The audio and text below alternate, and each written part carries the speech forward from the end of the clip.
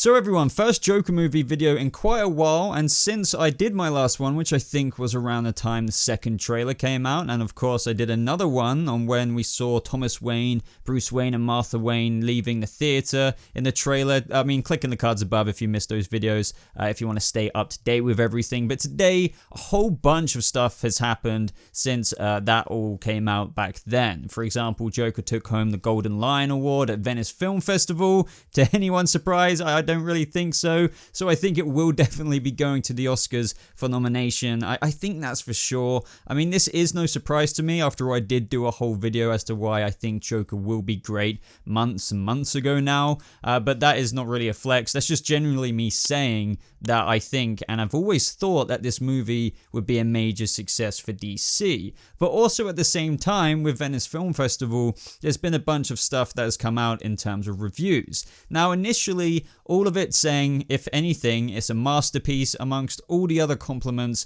or review kind of wording that you could possibly think of. But of course, with the modern woke world, there is also a lot of other things that I want to touch upon with what other reviewers are saying. Yeah, kind of interesting things, which kind of give me an aneurysm and a facepalm at the same time, if that's at all possible. By the way, guys, all these new photos that you're seeing on screen right now, some of which you may have seen already before, but Warner Brothers has released a whole bunch more, just giving us a bit more behind the scenes stuff of whether that's Joker actually behind the scenes of Live at Murray Franklin, and a bunch more. But also, just before we get into the other juicy parts of this Joker video, guys, are you excited for the upcoming Matthew Reeves The Batman movie starring Robert Pattinson as the Batman? And are you kind of confused as anyone else, even though there are some speaking with such certainty that it's a part of the DCEU prequel Batfleck stuff, even though recently apparently Matthew Reeves wanted Mahershala Ali, sorry for butchering that name,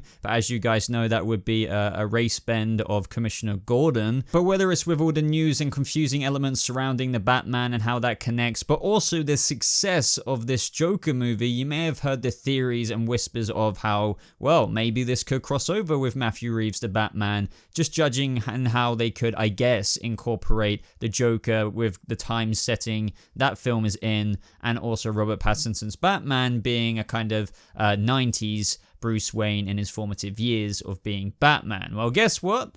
That's a no. Now, Todd Phillips actually very definitively shut this down when asked about would this ever happen. He was just like, no, definitely not. Now, of course, I wouldn't be surprised if the theories somewhat continue. I mean, to me, guess what? It's not really such a bad thing. I know some people will say like, oh, directors sometimes make things up, and if Warner Brothers wanted him to, he's got to backtrack on that, and 2 years from now, we could find out, or 5 years from now, Joaquin Phoenix could be in the second Batman movie of Matthew Reeves' trilogy. But there's nothing wrong with Joker being its own thing. We need to kind of enjoy Joker for what it is without feeling the modern compulsion, if you will, to feel as if it should be connected to everything. I mean, I'm actually okay as much as I think, and it would be brilliant. One corner of my imagination of this and how amazing Arthur Fleck will be as the Joker. Sorry, Joaquin Phoenix as Arthur Fleck as the Joker. It doesn't need to happen, but I just thought I would put that at the front of this video before we move on to what I'm about to move on to. We all know that Joker is being received very, very well, and I've already mentioned how, of course, you get those who are saying that it's also encouraging people to be violent, even glorifying terrorism or just stupid things like that. And the thing that irritates me here, and as you can tell, this is kind of off the cuff recording, but this movie is supposed to be about how, in theory, today's world and today's society can do this to a person, and how anyone can be really twisted into something over a series of unfortunate events and enough straws, if you will, breaking the camel's back, that is, in this case, in Joker's movie, Arthur Fleck's mental health, and in doing so, turns him into the Joker. I mean, that is the point. It's meant to be highlighting a person like that because it's showing how a person can become like that, which also very much so parallels with what the comic books have also touched on with Joker's story, whether that's The Killing Joke or several other things you can think about.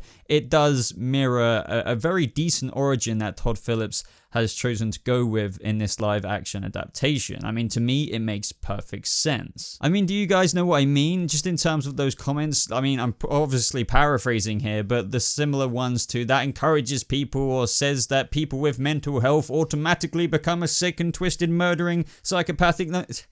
No, it's just this black and white, shallow surface level thinking is just, as I said, what makes me instantly facepalm. I mean, it is interesting to hear, nevertheless, that some are saying that Joker is exactly the movie we need right now. I mean, to highlight how the world and society in Joker can mirror real life, and to perhaps even rehash to people to not be this way towards other people and just maybe be a bit more considerate and all the other kind of things that you could argue about, right? But there are also people who are saying that we do not need this, and in fact it's the kind of worst movie and the worst kind of narrative to have right now because of what I already mentioned with glorifying and popularizing, and if anything to them advocating, I don't know, terroristic kind of things, which, you know, Joker in this film does and will go to a certain length of doing some very questionable and messed up things. Now, a lot of these reviews, though, are written by people who I feel just don't literally understand. I mean, just look with all of the overwhelming masterpiece quoted reviews for this film. I mean, just do me a favor. If you see a review saying otherwise, just ignore it. And that is honestly not me just saying blindly fanboy this film, but if you just go and read a few of those reviews that are saying similar things like this, I mean, it just gets to the point of where I've seen comments like,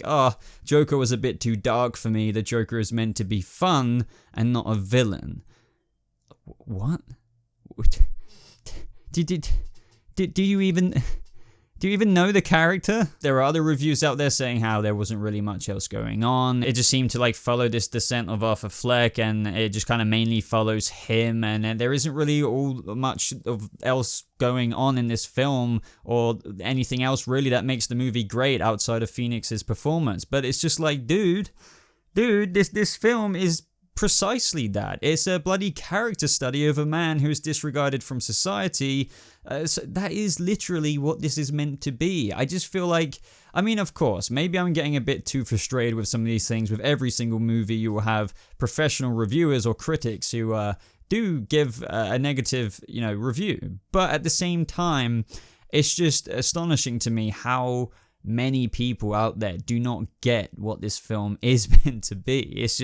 It's actually hilarious. But let me backtrack for a couple of seconds. I'm not saying that there aren't any really well thought out reviews. Of course there are, ones that talk of valid criticism, whether that's questioning the plot of the movie for one reason or another that is kind of outside these things, whether they're saying, I don't know if it was meant to do this, or, maybe if they brought something else to the main plot rather than doing this part in the movie. Like, that's all fair game. Like, I really do think it is, but the main message seems to be echoing what I've already said in this video, and that's kind of infuriating for obvious reasons. And I'm guessing you as a fan, if you're watching this video, I mean, most of my audience is very much so in support of this movie, will probably really understand what I'm trying to say here. But, this film in of itself is going to be a great movie, regardless of these symbolic messages that people are drawing out of it, but kind of misconstrued. At the very bottom line, the most unanimous thing said in these reviews, of course, being the performance of Joaquin Phoenix.